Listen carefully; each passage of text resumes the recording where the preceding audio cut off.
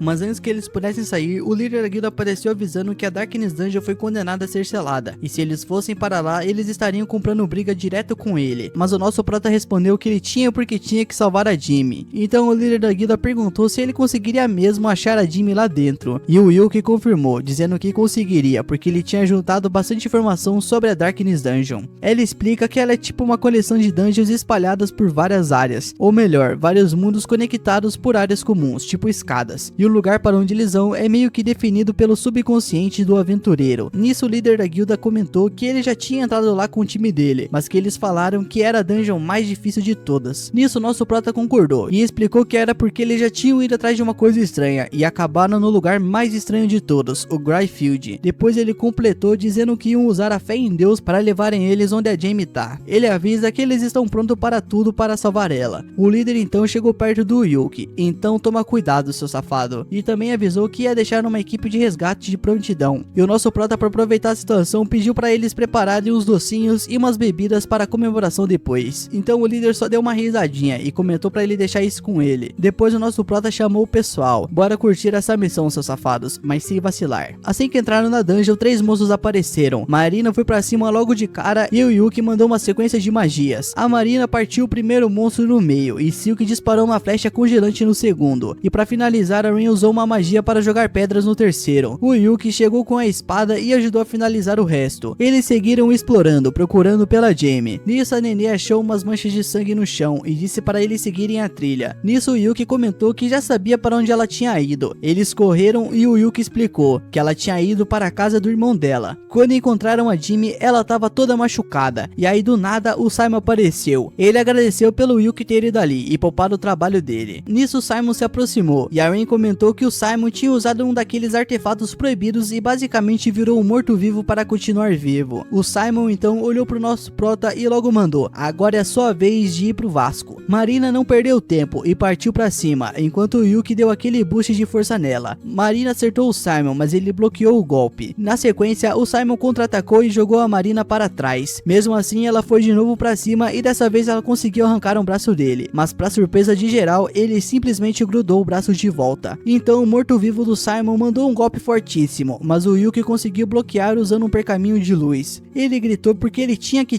salvar a Jamie e partiu correndo pro ataque. Ele desviou do golpe do Simon e lançou uma magia. A Rin e a Silk entraram em cena e tentaram segurar o Simon, mas ele se soltou à força. O Yuki não parou e continuou batendo, abrindo vários cortes nele. O Simon só dava risada, dizendo que isso era perda de tempo. Ele tinha virado imortal e isso não afetava ele. E isso fez o Yuki lembrar de quando eles eram moleques. Foi então que o nosso prota lançou uma magia nova e soltou um míssil prismático que finalmente feriu o Simon. Ele tentou disfarçar, dizendo que não tinha doído nada, mas do nada o corpo dele começou a crescer e ficar imóvel. Então a Marina perguntou se ela podia finalizar o cara, mas o Yuki balançou a cabeça: não precisa, pra mim ele já tá fora de combate. Jamie explicou que aquele corte era da espada amaldiçoada do Simon e que achava que era o fim dela. Nisso o nosso prota tranquilizou: calma lá, minha filha, não é seu fim não. Ele pegou a mão dela e colocou sobre a marca do Percy. Então ele disse que não sabia porque o Percy tinha dado essa marca pra ele, mas que ele ia usar para curar ela. E então ele lançou uma magia de dissipação e o ferimento da Jamie foi fechado. Depois disso ele avisou que agora era hora de voltar. Meme avisou que era melhor eles saírem logo. A noite caiu e os monstros apareceram para atacar o Simon, que começou a gritar de dor.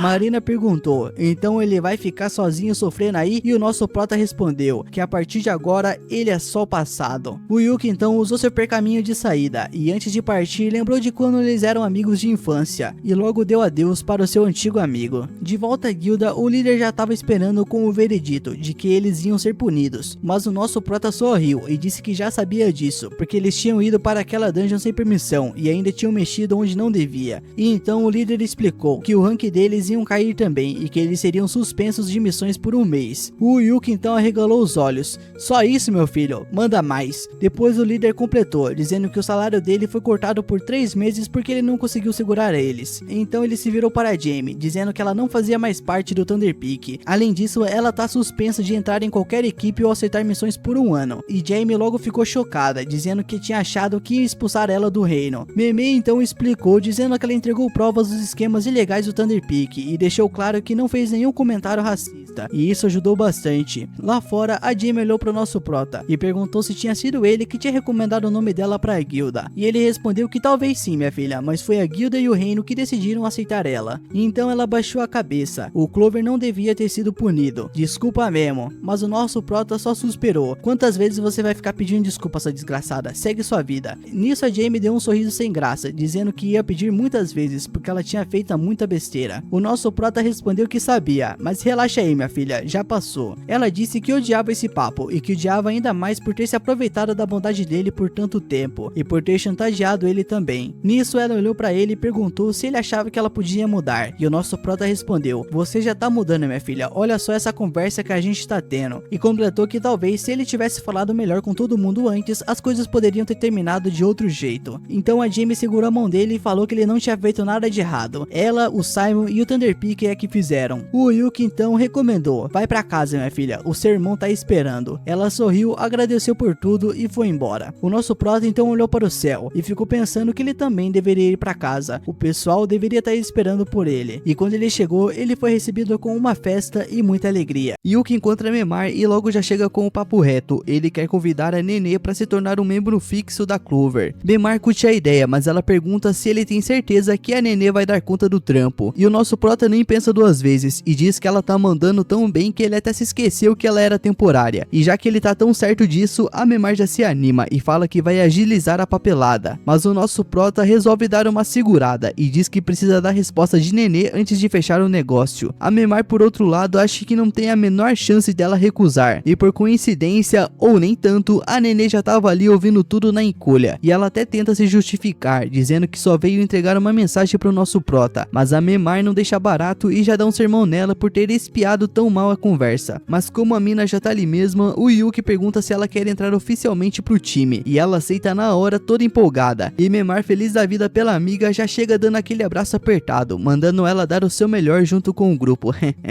Ai ai. Na saída do escritório de Memar, o nosso prota lembra da tal mensagem que a Nenê veio entregar. Ela passa para ele uma carta de Silk e assim que ele lê, ele já entende tudo. Mas o nosso prota só responde que eles precisam dar um pulo na casa da Jamie. Por lá, a Jamie tá no meio de uma missão quase impossível: organizar a bagunça absurda do escritório do Ben-Hur.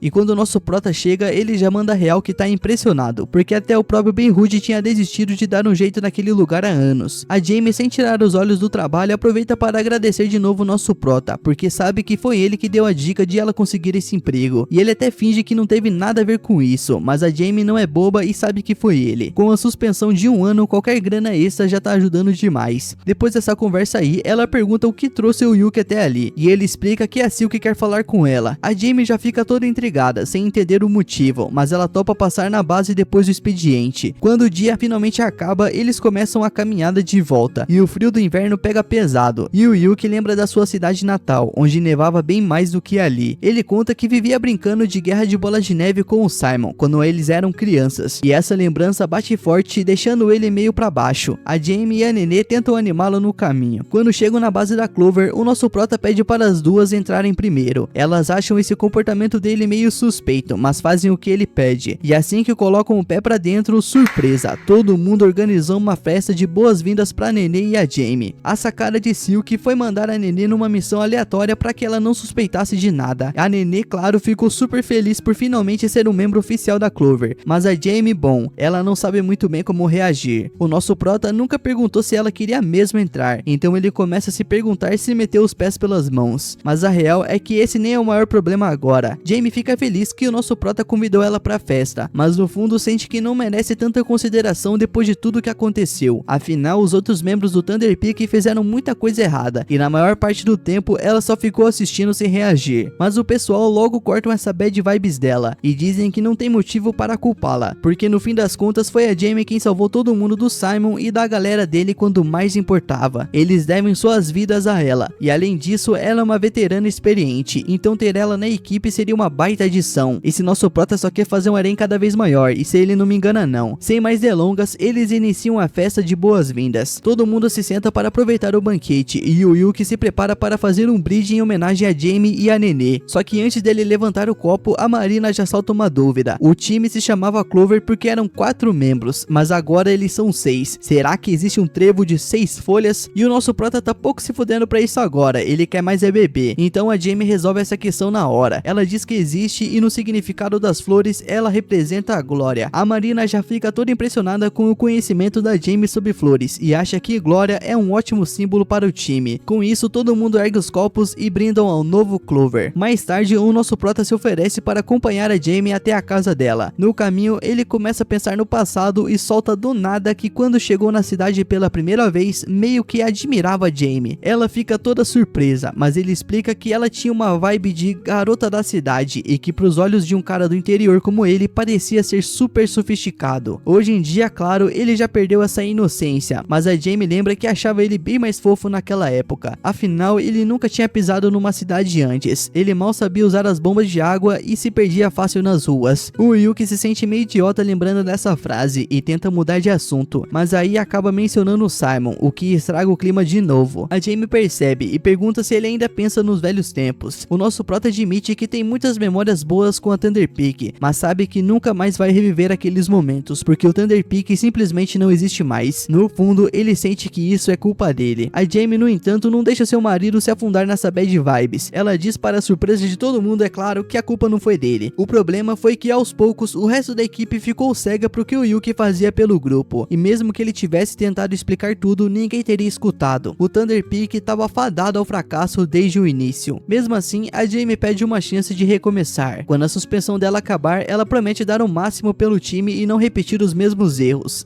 Depois de deixar a Jamie em casa, o nosso prota volta para o quartel-general, mas ao chegar lá, ele só encontra Rain. Ele pergunta onde tá todo mundo, e ela explica que a Silk e a Marina foram ajudar a Nenê a pegar as coisas dela na casa de Memar. O Yuki acha isso muito estranho, já que podiam ter esperado até de manhã, mas a Rain responde que a Nenê queria resolver isso logo. E antes delas saírem, elas acabaram decidindo quem ia ficar com a parte mais chata da faxina. Então elas jogaram pedra, papel e tesoura, e a Rain acabou perdendo. Então sobrou pra ela ficar e cuidar da bagunça. E vendo isso, o nosso prota se oferece pra ajudar. Ele arregaça as mangas e começa a secar os pratos enquanto a Rain lava. Depois de alguns minutos nesse esquema, a Rain solta uma brincadeirinha. A gente tá parecendo um casalzinho recém-casado. E o Yuki fica tão assustado com essa palavra casado que ele quase deixa o prato cair no chão. Nisso a Rain faz um biquinho e reclama que ele não precisava reagir assim. Aí na maior cara de pau, a mina simplesmente pergunta se ele gostaria que ela fosse sua esposa. E sem hesitar, o nosso prota já solta um "eu adoraria". Caralho, mano, isso tá parecendo um dorama, tá bom demais. Ele logo já pega na mão dela, mas aí os neurônios dele parou de funcionar e ele travou, sem saber o que fazer em seguida. A Rain, sem paciência com esse nerd, já toma a iniciativa e beija ele, mano. E ela logo manda: "É assim que eu me sinto". Mas antes que o Yuki possa responder, a galera chega em casa e pede ajuda para carregar as coisas de Nenê. Algumas semanas depois, a suspensão da Clover finalmente acaba, e o Yuki vai até a guilda para falar com a Memar. Ela pergunta se ele veio escolher alguma missão, mas ele diz que só queria dar um oi. Porém, pelo olhar dela, dá pra ver que tem algo interessante rolando. A mina então se inclina para contar os detalhes. Essa informação ainda não foi divulgada, mas eles descobriram um novo calabouço perto do Lago da Chuva. Faz mais de 10 anos desde a última vez que encontraram um desses, então é uma bomba de novidade. Ela sugere que a Clover aproveite isso para fazer um grande retorno, já que explorar um calabouço inédito com certeza vai gerar um baita burburinho. O nosso prota já logo gosta da ideia, mas ele acha estranho receberem uma oportunidade dessas logo depois da suspensão. Tá bom demais pra ser verdade. Memar explica que como o Yuki e os outros fizeram um trabalho incrível investigando a escuridão acromática, a Academia Real achou que eles eram perfeitos para essa nova missão. E o pedido vem diretamente do reino, então a recompensa vai ser absurda. O Yuki fica honrado em receber uma missão tão grande, mas ele sabe que não pode tomar essa decisão sozinho, e então ele avisa que vai dar uma resposta assim que conversar com seu time. Mais tarde, ao voltar para casa, ele encontra a Marina na mesa, polindo um equipamento. Ela olha para o nosso prota por um segundo e já saca que ele encontrou algo grande. O Yuki confirma e pergunta pra Marina onde tá todo mundo, porque precisa falar com ele sobre uma parada muito importante. Então a Marina responde que a Rain tá no banho, a Silk tá no quarto e a Nenê saiu pra fazer compras. Então vai demorar um pouco até que todos possam se reunir. E como ainda falta um tempo, o Yuki decide esperar até a hora do jantar para contar a novidade. A Marina diz que vai dar um pulo na guilda rapidinho, porque a Jamie disse que tem algo legal para entregar pra ela, mas promete que vai voltar a tempo do jantar. Nesse momento, a Rain sai do banheiro e dá um oi pro nosso prota, ainda com o cabelo todo molhado. Ela senta e pede pra ele secar o cabelo dela. O Yuki, é claro, não vê problema nisso e começa a ajudar. E enquanto ele tá ali concentrado, a Rain solta: "Você encontrou uma missão nova, não é mesmo?" O Yuki fica impressionado com a intuição dela. Como é que elas sempre conseguem perceber só pelo rosto dele? Mas ele confirma que sim. E antes que possam continuar o papo, ele diz que a Rain precisa aprender a secar o próprio cabelo. A Rain dá de ombros e fala que sabe fazer isso sozinha, mas dessa vez queria que ele fizesse pra ela. Quando ele termina, ela avisa que vai tirar um cochilo. Então o nosso prota lembra ela de se cobrir bem, pra ela não pegar um resfriado. E aí a Rain já solta: "Se você tá tão preocupado, seu safado, por que você não veio me ajudar a me manter aquecida?" Eita! E então o nosso prota, é claro, já travou na hora, enquanto a Rain sai rindo, claramente só zoando com ele. "Eu não sei aí não, mano, por trás de toda a brincadeira tem alguma verdade. Pouco tempo depois, a Silk aparece com 2 canecas de chocolate quente, já que o clima tá frio. Então eles se sentam para beber juntos, e só pelo olhar do nosso prota, a Silk já percebe que ele encontrou uma missão interessante. Ele ainda não entende como todo mundo saca essas coisas tão fácil, mas ele resolve contar logo. Ele explica que descobriram um novo calabouço e que chamaram a Clover para investigar. A Silk acha que essa é uma baita chance pro grupo, mas diz que a decisão é dele, ele é o líder afinal. Mas só pelo brilho dos olhos dele, ela já sabe que ele quer aceitar. O Yuki admite que tá bem empolgado e diz que vai voltar à guilda para pegar os detalhes da missão. E enquanto isso, ele pede para a Silk checar se eles têm suprimentos suficientes para uma exploração. A Silk topa ajudar, mas ela também pede um favor. Para aproveitar que ele já vai pra guilda, ela pergunta se ele poderia falar com Jamie. O Yuki não vê problema nisso, mas lembra que Jamie não pode ir na missão por causa da sua suspensão. A Silk ri e explica que não é sobre isso. Ela tá organizando uma festa para comemorar o fim da suspensão da Clover e quer convidar a Jamie e o irmão dela. E o nosso prota diz que tudo bem, mas antes que ele possa sair, ela já mete o louco. Ela pede pra ele mimar um pouco ela também, senão ela ia ficar com ciúmes da Rain. E o nosso prota de novo só congela, mas a Silk só ri e manda ele ir logo pra guilda. Das 3, essa pra mim é a minha favorita, mano. Pra mim, só existe ela nesse anime, cara. Só ela. Então, pode jogar as outras no lixo. Só que, deixando a minha opinião, ok? E esse, meu mano, foi o resumo do episódio 9. E se você gostou, já sabe, né? Deixa o like, se inscreve no canal e ativa as notificações pra não perder nenhum resumo aqui no canal. Tamo junto, meu mano. Até a próxima. Falou!